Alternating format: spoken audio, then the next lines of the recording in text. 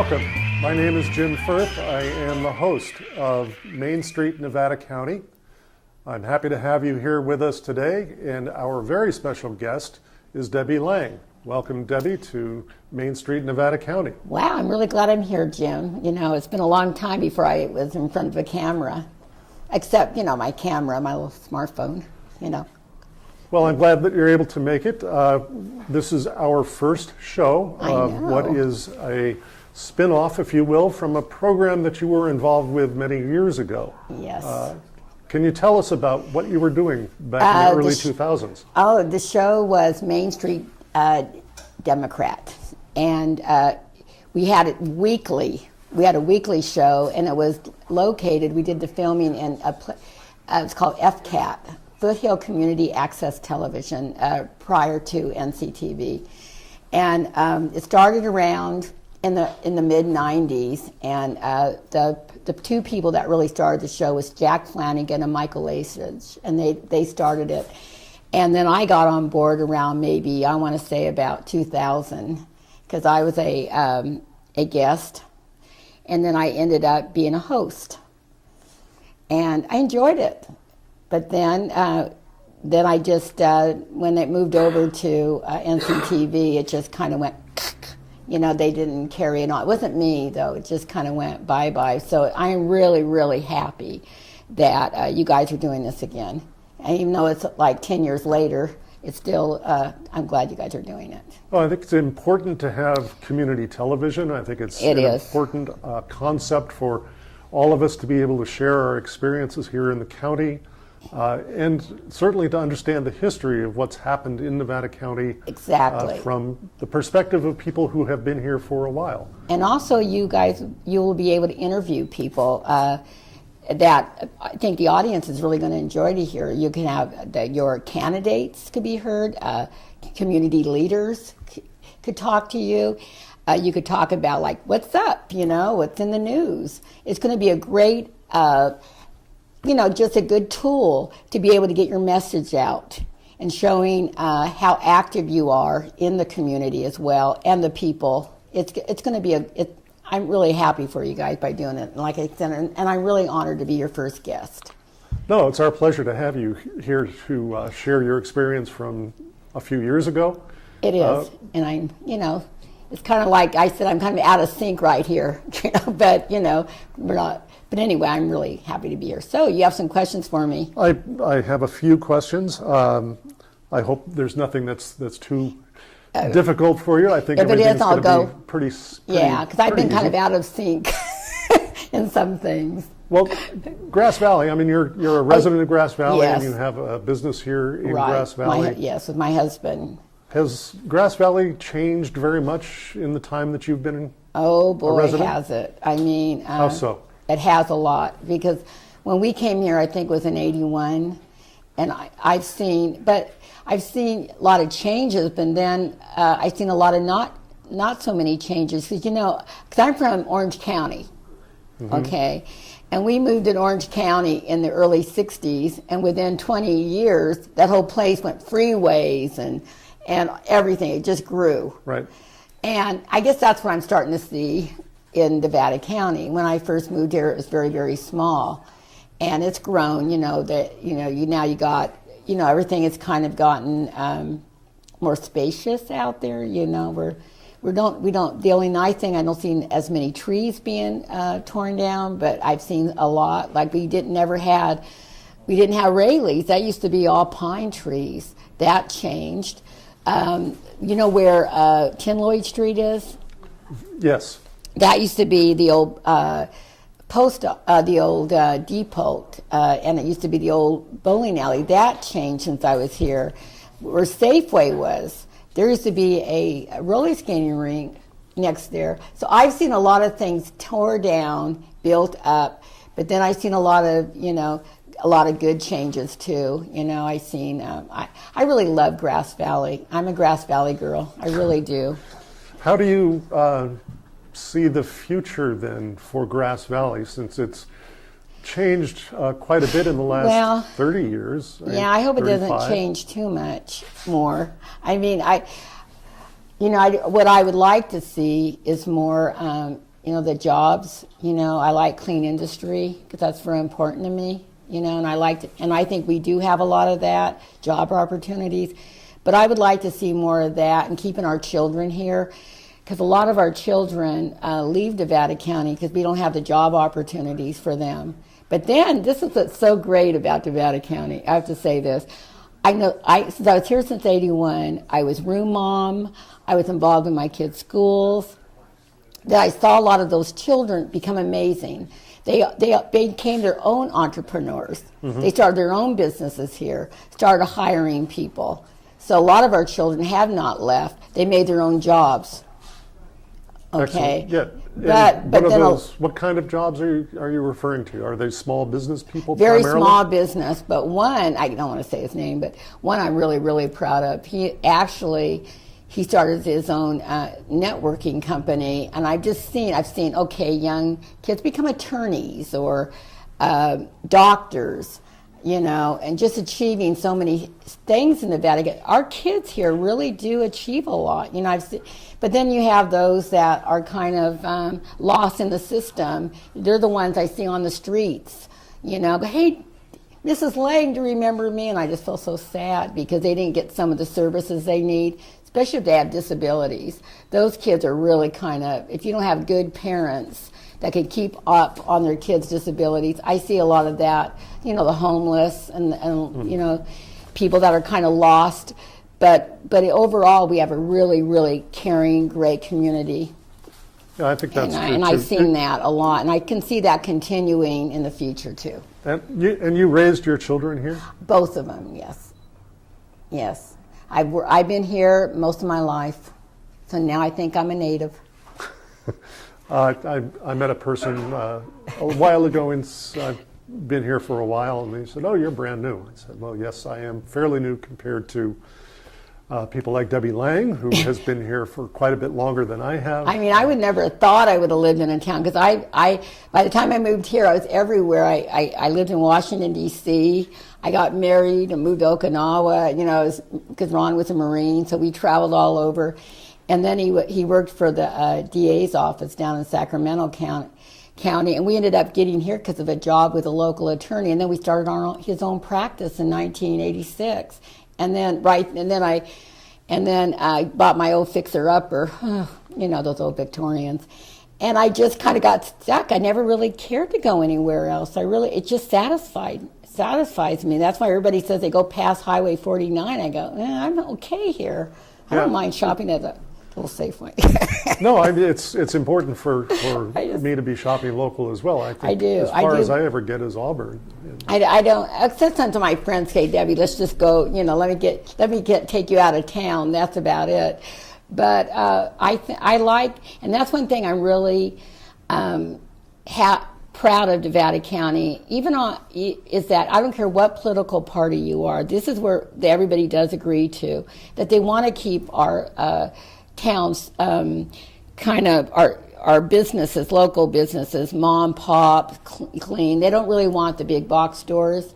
Because one time I saw two supervisors talking, but there was somebody, I might not have voted for it. But anyway, I saw him talking, and I made a comment, and they made a comment. I go, "Remember, you said you're not going to get a Walmart in here. You told me you guys are going to get Walmart." And I put it right on the stick, and they go, "No, Debbie, we're never going to put a Walmart in Nevada County." So overall, those are some things we can kind of agree with, so.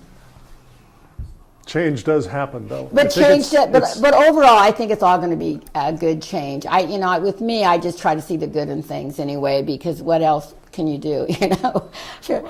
But I see Nevada County as a very nice place to live in. You live here. You retired up here, right? My wife and I both retired here. We were very fortunate to have a home here that we were able to move into. No, it is. It's a nice area, and we have a lot of history here. People don't realize that there's so much history here, and we have, the gold rush. This is where it all kind of started, and people don't even realize this is the only area in the United States that never had a depression. Well, I think that's true. And it is. The mines here certainly kept people employed during But then it some was down sad. things. But then in the And then- 50s, when the mine closed, that's Right. when all the poverty, and then you had their controversy about the freeways coming in, and that's when everything started kind of building up, because this was a really small a town. The Nevada Club, I found an old newspaper article with a guy I'm going deer hunting. I went, but that's how small it was.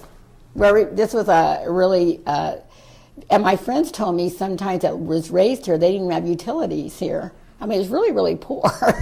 Well, it's a rural Some area. families I know here. It is rural. Lots of Nevada County is rural. This happens, though, as Grass Valley to be one of the larger cities in the county. And we along also with have so Truckee. much art here. We have so much to do. I mean, Right. people don't even realize that I'm bored. I mean, do you ever get bored? I never get bored here. There's always something to do. No, I Just don't. So, and it's because of the organizations. You do. and the volunteer got opportunities. exactly, and that's one thing you just hit something. Volunteer. There's so many things to volunteer for. Right. And they can use people's services in that too. Because on next Tuesday, the dates. This is the lunch program, but we have giving, Day of Giving that comes Right. up. And right now, everybody's trying to keep the lights on for the Neon Children's Center for that. And our community really doesn't. And then we have so much going on. Everybody should really check. You could check Ubinet. You could check. There's just so much going on in Nevada County. Well, you've been active in many organizations. Yes. Do you have a favorite? Well, that's hard, really, at this point to say. But I think I've enjoyed a lot of them. At one time, I really did enjoy the chamber because I was ambassador and I got real active in that. But I think But I liked when I got involved mostly in children's organizations that I did at one time, and that was with BPW, Business and Professional Women, because at the time in the 90s, I had an idea and everybody went with it. It was called Manzanita House. We had I don't know if you remember it's now the Salvation House, okay. but at the time it's for the homeless families. And I started the Manzanita Angels, and that to me was something that was dear to me because we brought Santa Claus, we got stockings for the kids, and I did it for 5 or 6 Christmas Eves in a row until finally the families got it, and I came in with Santa, and I wasn't needed, and I went out of here.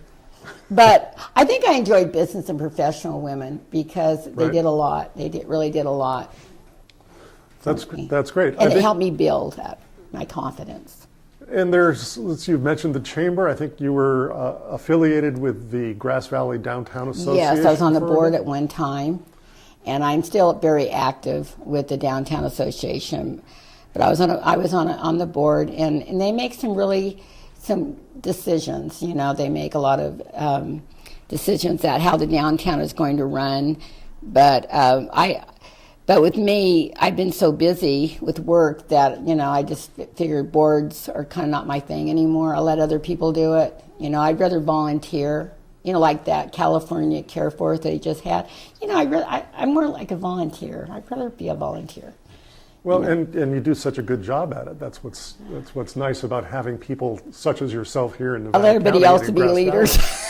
No, I'm sure there's okay. way too many leaders sometimes. Yeah, I'd rather be an than Indian. There should be. I feel safer than Indian.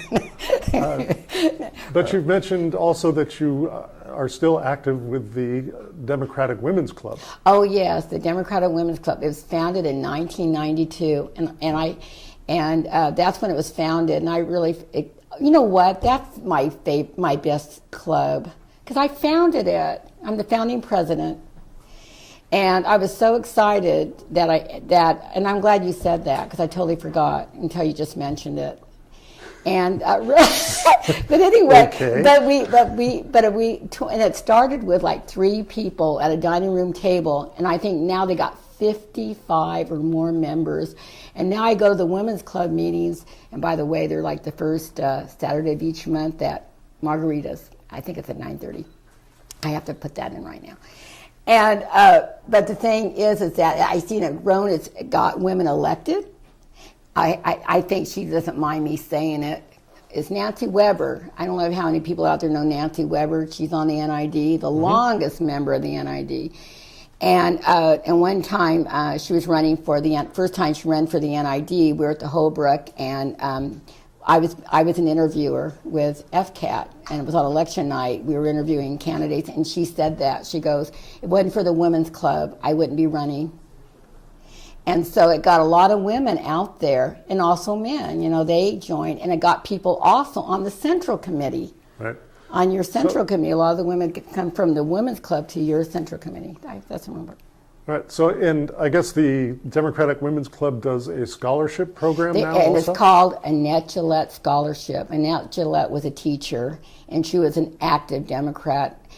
And it's sad that a lot of people didn't get to know her in our club because she was just a wonderful lady. And she died when she was 100 years old.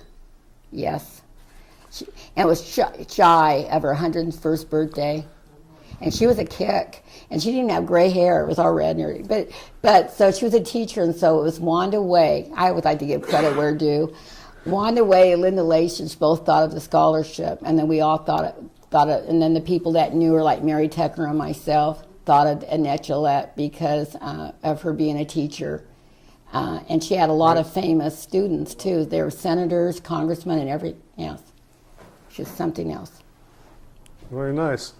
Very nice. So I'm glad that you were able to mention the Women's Club having the Saturday meetings monthly. What also takes place in starting next year in January at the Peace Lutheran Church will be First Tuesday Educational Forums. Wow. If you're familiar with those. And I mentioned that one of the women who was honored by the Democratic Women's Club is going to be speaking in January at the First Tuesday. Elisa Karim is coming back from college. Wow. She's going to be here for the winter break and able to attend while she's back here in town and share with folks her experiences in Japan when she went for the anniversary of the bombing, if you will, in Japan during World War II. She was one of our scholarship winners, wasn't she? She was our one of the scholarship winners, yes. which is why I'd asked you about that, because I know that the Women's Club has found many, many qualified young women to receive that scholarship award. And it first started, our first scholarship was like $250, and now it's like we've at one time we gave two $1,000 scholarships, and we're starting to, and we have a luncheon, we have a spring luncheon where a lot of that money goes to a scholarship. But it's amazing, these women, these young girls, what they come up with, their essays, and they're high school girls, they're high school students. And a lot of the local women's groups, mostly their scholarships are for women who go back to school when they have children. So this is this is definitely for high school. And I think they also allow boy students to do it too. So we're fair. So and that's wonderful. I think that it's important for the students at the local high schools to take advantage of the scholarship opportunities that are offered both by the Women's Club and other organizations. Yes. It's something that can really make a big difference for their college experience. Oh, it is, and it's and we also okay. So, in addition to the First Tuesday program in January. In February, there is going to be, I think, the gentleman from CAL FIRE. We're going to be doing a series leading up to the primary election. So we will probably see candidates come through to discuss their interest in being elected to be at city councils or board of supervisors. And I don't know, I think there is an NID, Nevada Irrigation District election coming up in 2016 as well, so we hope to hear from some of those folks. Anything you wanted to share in closing for this session? Well, I'm really glad you asked me, and it's just kind of thinking about things like you did. I'm just really happy that you guys are doing this show again. I think it's going to be very successful. And you'll get an audience. I'm sure we will. We're going to have hopefully a get lot some of really and exciting interesting guests. people. Yeah, absolutely. What we also will be doing is putting this film on our website. So if you aren't able to catch it here at NCTV, we would invite you to check us out And I do- at NevadaCountyDemocrats.com. And be active, no matter what you're doing, and just try to stay active. Keep, it's very important, to be active and getting involved in your community. I couldn't agree more. You couldn't Thank you agree very more. much, Debbie, for being here. And thank you.